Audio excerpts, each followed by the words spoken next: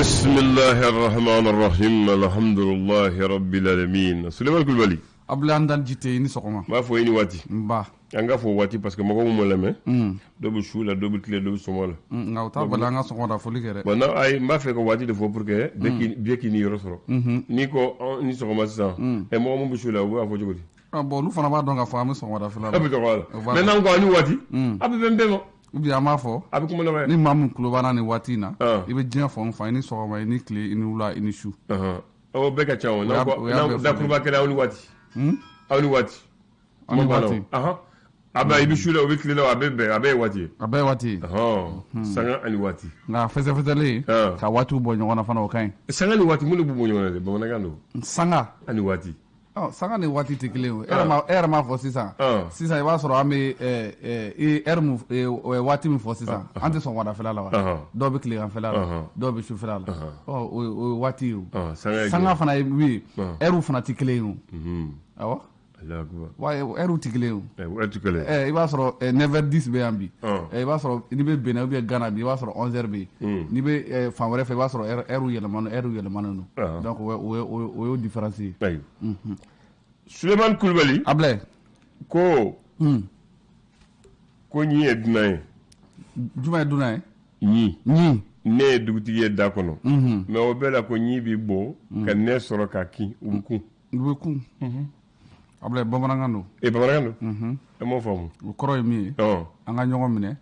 anga to ñongo bulu andi ñongo fu ni ñongo safne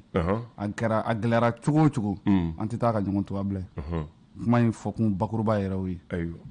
ko mani fini ko shibi wolo meni bomo shiti wolo metu madala bomo shibi tema ko shigi ka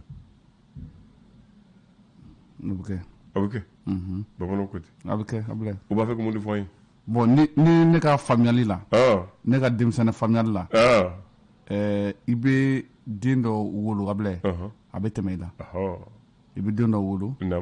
a bɛ na a bɛ fɛn dɔ dɔn a bɛ ko dɔ dɔn i yɛrɛ ka adamadenya n'i ka ɲɛnamaya kɔnɔ i b'a sɔrɔ i ka kɔrɔ a ye fɛn ka kɔrɔ fɛn ye mais a bɛ fɛn dɔ dɔn ka tɛmɛ i kan siga t'o la o de an b'a kun cɛni mun ye hakilimaw ko depuis ala ye diɲɛ da kunsigi tɛ doni ye kunkolo ma bon fɔlɔ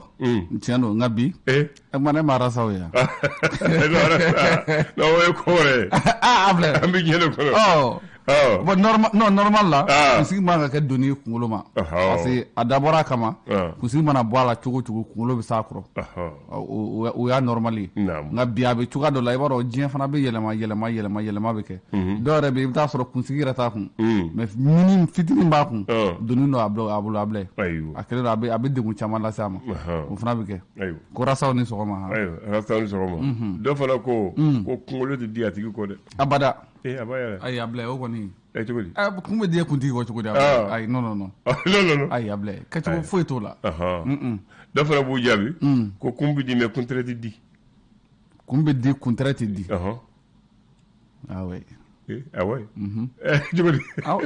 i b'a di lamu da ye yɔrɔ min ye u b'o yɔrɔ salo ka bɔ yen nka kun tɛrɛ kɔni a bilɛ n'o ditɔ kɔni o ye kun tigɛtɔ a nɔfɛ ayiwa abilɛ naamu i Kulibali Masasi jite bisimila nba abilɛ naamu bi araba ye janvier kalo tile 4 san 2023 naamu an b'o kɔnɔ cɛ diɲɛ ka teli dɛ abilɛ diɲɛ ka teli ko ye waati yɛrɛ ka teli fana i ma ye dugu jɛra 8h45 de bɛ yen sisan o ye tiɲɛ a bɛ ten koyi dɔn tɛ wele dɔn na waati fana tɛ kelen ayi a kelen tɛ ayiwa faso ka fasiri o tɛ le sɔrɔ ye wa o don abilɛ ale kodi bi faso ka fasiri ko an ka gouvernement ɲɛmaba n'o ye docteur Choguel Kokala Mayiga ale tun bɛ taama min na mun ye Brésil abilɛ ko taama kuncɛra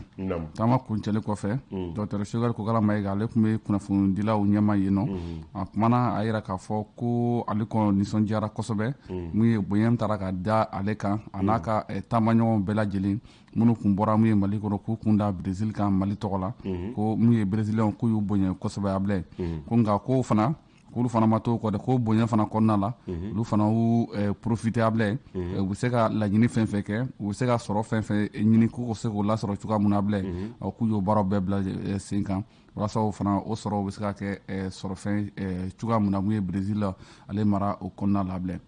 Ablaye an b'a fɔ ko mun ye san laban ale fɛti hukumu kɔnɔna la ko kɛra sababu ye mun ye mototigiw kɔni caman bɛ yen minnu kɔni kasigi sɔrɔ fu la mun ye an ka gouvernement fɛ olu kɔni yalala ka kasigi di maa caman ma n'o ye motobolilaw ye ale ni moto sensabatigiw walasa u bɛ se k'u yɛrɛ lakana cogoya minnu na Ablaye Ablaye o mun ye an ka cɛmancɛ fanga ɲɛmaaba ale ka wulikajɔ hukumu kɔnɔna la k'a bɛ a sigira fanga na waati min na a ko an yɛrɛ k'a fɔ k'a bɛna dɛmɛ ta k'a lase mun ye dɛsɛbaatɔw ma o siratigɛw la an b'a fɔ Sikasokaw fanfɛla la mun ye lujura bɛ maa minnu na n'an k'a fɔ mun ye maa minnu kɔni n'u dɛsɛlen don dɔɔni Ablaye ko an ka cɛmancɛ fanga ɲɛmaaba ale kɔni ye wulikajɔ sabati walasa ka se ka dɛmɛ lase u ma ka kɛ ni kalo tɛmɛnen kalo min tun ye bɛn kɛnɛya ale kalo min ye an ka jamana ale kɔnɔna la farikolo ɲɛnajɛ ale siratigɛw la championnat d'Afrique des Nations CHAN Algérie 2023 o baara minnu bɛ senna nin waati in na mun ye Mali samatasɛgɛw Ablaye drapeau dira olu ma kunungo o baaraw kɛra mun ye dunanjigiso dɔ la an kɛrɛfɛla la yan nɔ drapeau min yɛrɛ dira an b'a fɔ fédération malienne de football ɲɛmaaba ale tun bɛ kɛnɛ kan n'o ye Mamutu Ture Bavier fo ka taa se mun ye an ka farikolo ɲɛnajɛ minisiri hali n'ale yɛrɛ ma kɛnɛ sɔrɔ nka ka secrétaire général Amadou Jara Yalikoye ale tun bɛ jamana tɔgɔ la ka se ka drapeau di an ka capitaine ma n'o ye Ali Dese Sissoko ale n'a ka tɔɲɔgɔn walasa u ka se ka taa Mali jɔyɔrɔ fa cogoya min na Algérikaw olu fɛ yen Ala ka taama diya u la amina Gosɔn dɔw ko Bunteni ale kumara Ablaye k'a fɔ ko mun bɛ tali kɛ san laban na an ka cɛmancɛ fanga ɲɛmaaba n'o ye colonel Assimi Goïta Ablaye ko ale kɔni bɔra ka kuma kosɛbɛ ka kumana k'a fɔ fɛn minnu kɔni olu sɔrɔla mun ye transition nali la fo kana se bi ma ko fɛn minnu kɔni sɔrɔla ko nka sɛbɛnnikɛla dan n'o yɔrɔ la ko nka b'a la dɛ bamananw ko di ka di mɛ ɲaga b'a la a ko do ye o don Ablaye INPS olu kɔni ye u ka cɛ min bɛ n'u b'a wele ko Ousmane Karim Kulibali o y'a ɲɛma ye o ka ɲɛma tɛ yan ale découvert ka kɛ chevalier de l'ordre national ye ko ka kɛ n'a ye k'a fɔ a ka baara n'a ka cɛsiri kɔnɔna la ko ani ni ka kan Ala ka dɛmɛ amina Bakari terikɛ don Bakari terikɛ don san 2022 Ablaye ko n'o kun cɛra an bɛ se k'a fɔ mun ye kɛrɛnkɛrɛnnenya Modibo Sidibe ale ka laseliw la ko mun ye san 2022 ko fɛn caman bɛ yen minnu kɔni ma ɲɛ ko nka nin waati in kɔnɔna la san 2023 k'u dalen b'a la k'olu kɔni baaraw na se ka sigi sen kan ayiwa Ala b'o jira an na ami l'annonceur o tɛ yan i b'a annoncer quoi Ablaye ale san 2023 a y'o kumaw fɔ ka ban ko san 2023 k'o bɛna kɛ san ye san bɛna kɛ mun ye kalafili ko a bɛna kɛ o san de nin waati in kɔnɔna la kalafili tubarika Ablaye ko parti politiques nin waati in kɔni kɔnɔna la Ablaye u b'a ka a ɲini walasa ka se k'u sigi cogo min na k'u bolonɔ bila kow la ko nka ko a ko gɛlɛyalen don u bolo dɔɔni fɔlɔ wuli tuma dɔ kasɔrɔ ka di o don o le u jɔ ye l'indicateur du renouveau ale ko di Ablaye ale kumana yuruku o hukumu kɔnɔna la sefa wari $340,000 Ablaye ko de ɲagaminen no ni waati kɔnɔna la kɛrɛnkɛrɛnnenya la agence nationale de l'aviation civile kɔnɔna la ko wari kɔni ko o ko tunnen no a taara sanfɛ aviation fiɲɛ a b'u bolo avion fiɲɛ y'a ta avion fiɲɛ de y'a ta avion t'a ta bolo t'a fɛ a ye n ko avion fiɲɛ a y'a yɛrɛ kɛ d'accord Ablaye ko fédération kelen président 2 a bɛ se ka cogo di Bise Fazili o tɛ fugulan kelen kunkolo fila i ye min o de fédération malienne de cyclisme kɔnɔna ye ko siratigɛw la bɛɛ bɛ taa nɛgɛso fan kelen kɛ ko a ko talen bɛ nin waati in na mun ye kiritiikɛlaw fɛ yen n'u ta bɛ taasi la sa wa i b'a sɔrɔ dɔw bɛ ɲɛfɛ pinɛ ta dɔw bɛ kɔfɛ pinɛ ta nin t'a to ye o tɛ n'o don kɛlɛ t'o la o ayiwa d'accord mais n'i y'a ye bɛɛ bɛ fɛ ka kuru kelen de minɛ k'i jɔ n'a ye o de bɛ ka na ni kɛlɛ ye Ablaye mun ye kɛrɛnkɛrɛnnenya marakakungo pɔsu ko ale kɛra Akiru la Ablaye ko a siratigɛw la n'i y'a jateminɛ an b'a fɔ ko agent 2 ale ni civil 2 Ablaye k'olu kɔni bɔnɛna o nin na ko mobili kelen k'u y'o jeni minɛn caman bɛ yen fana Ablaye ko dankari kɛra minɛn ninnu fana na koyi marakakungo an kɔrɔ yan marakakungo an kɔrɔ yan san 2023 ko maliyɛnw bɛ ka fɛn min kɔnɔ bi transition bolo ɲininkali bɛ yen tɔmi bɛ o yɔrɔ tɔmi bɛ yen da bilɛ a ka ca dɛ a ka ca dɛ dunkafa lafiya kɛnɛya Koniba Sidibe ale ko nin waati in kɔni kɔnɔna la ko fɛn min ye ko kolon olu baara minnu b'a la ka kɛ nin waati minnu kɔni kɔnɔna la san 2022 minnu kɛra a bila ko an k'a lajɛ an k'olu bila an ka taa ni ɲuman sira ye pour que jamana bɛ se ka jɔ cogoya minnu na an bɛɛ lajɛlen ka lafiya o kɔnɔna la nin ye jɛkulu ye n'u b'a wele ko association Berebɛn a bila olu kɔni ko u b'u ka baarabila u b'u hakilina kɔnɔna la ale bi dɛ Berebɛn u b'u ka baarabila hukumu kɔnɔna la mun ye tali kɛ mun ye section jɛkulu min sigilen bɛ n'a bɛ DGCC kɔnɔna la n'u ka section syndicale ye a bila olu kɔni sɛbɛn kɛ ka ci u ka ɲɛmɔgɔ ma k'a fɔ ko don n'a nataw la k'u bɛ sɔn ka baarabila fana kɛ k'u bɛ sɔn ka taa grève la ko sefa wari miliyari 66 a bila k'o de sɔrɔla douane ka ɲininiw fɛ san 2022 kɔnɔna la ko ni wari kofɔlen a bila ko ni ɲɔgɔn kuma deli ka kɛ fɔlɔ ko kabiri Mali douane sigira sen kan ko k'a fɔ ko kalo kelen na ko ni sefa wari ɲɔgɔn ka sɔrɔ ko nin y'a siɲɛ fɔlɔ ye k'a ɲɔgɔn ma deli ka kɛ fɔlɔ a fɔ baara b'u bolo baara b'u bolo dɛ l'indépendant a ko di a bila a kumara a ko di Kayi bisi 2 a bila ko bin kɛra o bisi 2 in kan dɛ sefa wari miliyɔn 10 a bila ko bamaci wale kɛbaa ninnu k'u taara n'a ye ni kɔni ye bandi ye u profite bandiw don k'u taara na bingani u taara n'a ye a bila o tɛ ɲuman ye dɛ a bila e t'a to dugu la o tɛ ɲuman ye dɛ a bila ko nin waati in kɔnɔna ko pression terroriste ka pression ko a bɛ ɲini ka se mun ye Bamakɔ yan dɛ o b'an sɔrɔ yan o nana b'an sɔrɔ yan maa 5 olu bɔnɛnaw nin na maa 7 a bila olu fana bɔnɛnaw nin na ko maraka kungokaw fɛ yen min ye groupe armé a bila nin waati in na ko k'u ka kunkan bɔlen don mun ye Kati ale ni Kolokani mara la dɛ ko Kati k'a ni Kolokani mara la k'u kunkan bɔlen don yen fɔlɔ u b'a simi sɔrɔ u ɲɛ Kati u b'a simi sɔrɔ u ɲɛ 31 décembre 2022 a bila a su kɔnɔ ko accident 63 o de kɛra ko maa 85 a bila olu blessera maa 7 olu bɔnɛnaw nin na fɛti baara a goyara u bolo da bila a bila ko ka dɔ fara retraite kow kan mun ye magistrat ta fanfɛla la ka se ka dɔ fara u ka retraite baaraw kan a bila ko n'i y'a baara kɔni ta si kan ko nin waati kɔnɔ k'a kadiri ko k'u bɛ fɛ ka a ko kɛ jagoya la ko k'a sɔrɔ k'u tɛ sariya la k'u tɛ tiɲɛ kan k'u tɛ sariya la ko wa k'aw tɛ tiɲɛ fana kan sɛbɛnnikɛla de y'a fɔ u ka fanga tiɲɛ b'a bolo a fanga kɔni ta ye tiɲɛ ye fanga t'aw ye dɛ an ka ɲɔgɔn nɛgɛ ni fanga b'a la a ta ye tiɲɛ ye Mata Solo a bila kunu ne ye yɔrɔ dɔ fɔ ye n k'o tun tɛ ɲuman ye o tɛ yan Bamakɔ la yɔrɔ dɔw de fana bɛ yen ale fana n'a ka histoire don i ye hippodrome mɛn yan n y'a mɛn hippodrome 1 bɛ yen 2 bɛ yen n'a kɛ hippodrome i b'a tɔgɔ dɔn jana ka kɛ hippodrome ye i y'a ye i t'o dɔn n t'a tɔgɔ dɔn dɛ mɔgɔ mun y'a sigi i b'u dɔn n bɛna o de fɔ ye hippodrome fanga mun y'a sigi o ye Semelène fanga ye jumɛn fanga Semelène communauté militaire libération nationale Musa n'a ka diɲɛɲɔgɔn olu de ye hippodrome nin olu de y'a viabiliser k'a suma k'a tigɛ k'a du u yɛrɛ ma fɔlɔ cop maa tɛ den bamu k'a kɔ don i yɛrɛ la k'a d'u ma k'a to fɛɛrɛ dugukolo miliyɔn ka don dugukolo la o waati Mali la a daminɛ hippodrome de la a fɔlɔ kɛra o ye donc mɔgɔw b'a fɔ miliyɔn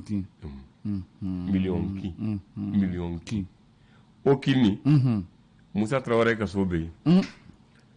Kisima ka so bɛ yen Kisima Dukara Cɔkɔrɔ ka so bɛ yen Cɔkɔrɔ Bagayogo ka fun a bɛ fɔ jɛnɛ Sekuli ka so bɛ yen Sekuli Filifɛn ka so bɛ yen Amara Dafaga ka so bɛ yen Mamadu Kulibali Général Kulibali ka so bɛ yen colonel Assimi Dembélé kaso be colonel Daffé kaso be be Daffé kon ay bi Daffé don colonel Daffé colonel Assimi président atokoma kaso be colonel Assimi Dembélé afra ale fana colonel ya colonel Assimi atokoma fana Assimi Dembélé sanga afra be retraite la de abi retraite la Mamadou Koulibaly Bodo ministre de la défense Philippe Sissoko Bodo Sekouli Bodo Amara Dafaga Yome donc Kisma Dugara Yome Chekoro Kanofo Chekoro Yome fana to Moussa Traoré olu bɛɛ ka so tun bɛ o hippodrome nin na o kɔni o cité militaire voilà donc to mun bɛna waritigi fana bɛna do san miliyɔn kelen ko miliyɔn kin mɔgɔw y'a fɔ miliyɔn kin a y'a sɔrɔ Yusufu min'i la ala kɛ colonel Yusufu a ko Musa ma ko man ɲi dɛ ni man ɲi dɛ ko an de bɛ fanga na an de ye yɔrɔ tigɛ anw ka so ka ca bɛɛ b'an dɔn mɔgɔw b'a fɔ miliyɔn kin ko tɛ ɲuman ye fanga ma ko an k'a tɔgɔ falen ko an ka décision ta k'a tɔgɔ falen n'an m'a tɔgɔ falen o ye a bɛna fɔ k'u ye faso wari ta ka taa don a la ko ye mago tɛ juguya aw ma voilà ko a ka cogo di o ye fɛrɛ kɛ ko an b'a kɛ cogo di ko kusikɛnɛ tɛ yan kusikɛnɛ bɛ yen Champs Épiques kusikɛnɛ tɔgɔ tɛ hippodrome yan ko an b'a fɔ hippodrome propre pap ko tɔ la hippodrome a banna donc ko hippodrome 1 et 2 o de nani 1 et 2 kɔrɔlen ye 1 filanan ye 2 ko miliyɔn kin n'i y'o fa min ɲɛ tigɛ cap miliyɔn kin tunna o cogo de la a b'a sɔrɔ fanga bɛ fanga la jɔn de f'o ye Ablaye kuma bɛ fɔ o yɔrɔ la k'a bila ye Ablaye maa caman tɛ nin dɔn dɛ k'a tun bɛ wele ko miliyɔn kin bi ye ne yɛrɛ siɲɛ fɔlɔ ye ko miliyɔn kin de tun bɛ e ma y'a kuma bila la wa fanga bɛ fanga la o voilà o don ko ka to fanga la an ka kin n'an ka so bɛ yɔrɔ min na mɔgɔw b'o fɔ miliyɔn kin o tɛ taamasiyɛn ɲuman ye fanga ma ko k'a yɛlɛma k'a kɛ hippodrome ye hippodrome 2 donc hippodrome 2 nalen cogo filɛ nin ye ka fara hippodrome 1 kan kusikɛnɛ bɛ yɔrɔ min na miliyɔn kin tunnen dɔɔni parce que n'i y'a fɔ ni fanga y'a mɛn mun b'ale bɔ dɔn voilà hali bi wuli ka so ne ye mun fɛ wuli ka so o bɛɛ ka so bɛ yen voilà a laban a tɔ kɛra marika ni waritigi mun tun nana o waati nin et puis o waati nin o miliyɔn kelen tun ye wari ye dɛ Ablaye o waati nin miliyɔn kelen Mali wari n'a b'i bolo e ye waritigi Ablaye hali bi miliyɔn kelen n'a b'i bolo e ye waritigi non min kɔni miliyɔn kelen yɛrɛ tɛ foyi ye sa Ablaye miliyɔn kelen sisan Ablaye miliyɔn kelen n'a b'i bolo bi tɛ b'a f'i ye caman b'i bolo dɛ Ablaye surtout dugu yɛrɛ bɛ cogoya min na bi ayiwa nin fana ye kuma ye n b'o f'o ye nin bɛɛ kɛra Bamakɔ yan o kɛra Ablaye voilà Ablaye yanni k'a kun cɛ an bɛ Gawo gouverneur an bɛ foli d'a ma général Moussa Traoré GMT fanga b'a la voilà Musa fangatigi don bon fanga b'a la a bɛ Segu a bɛ Gawo an b'a fɔ Alidéric Bakary Sidibé radio Koyima bi ni waati na u tulo b'an na u bɛ matinale tɛmɛ o b'a tɛmɛ donc ani Gawo maire donc an b'u fo problème si t'a la an bɛ gouverneur bɛɛ fo olu tɔgɔ la o tɛ yan a gouverneur tilancɛ bɛɛ tɛ se da so yan bon a caman y'a ye dɛ a tilancɛ bɛɛ dɛ Bamakɔ ta kɔni t'a ye dɛ Ablaye Kulubali ale ma dara n'ale sɔrɔ non ale ye adjoint civil ye bon sinon Buguni fɛn Kɛba bɛ yen Buguni Kɛba bɛ yen ale ye général ye ani jɔn tuguni bon Kulikɔrɔ fana Moti fana je pense que o fana ye colonel ye dɛ ne ma fili colonel major ouais Koke Dembélé denkɛ Abbas Kucala dun Kucala général Ablaye de bɛ yen Ablaye bon n t'ale dɔn n t'ale dɔn Kulikɔrɔ dun Kapori de bɛ yen Kapori n b'ale fana dɔn Segu dun Segu gouverneur o fana ye sɔrɔsi ye Tombouctou ta ye policier Tadoni ta ye général ye Gawo ta ye général ye Ablaye an bɛ sɔrɔsi fanga la ayiwa d'accord donc ayiwa Kambɛ i ni baraji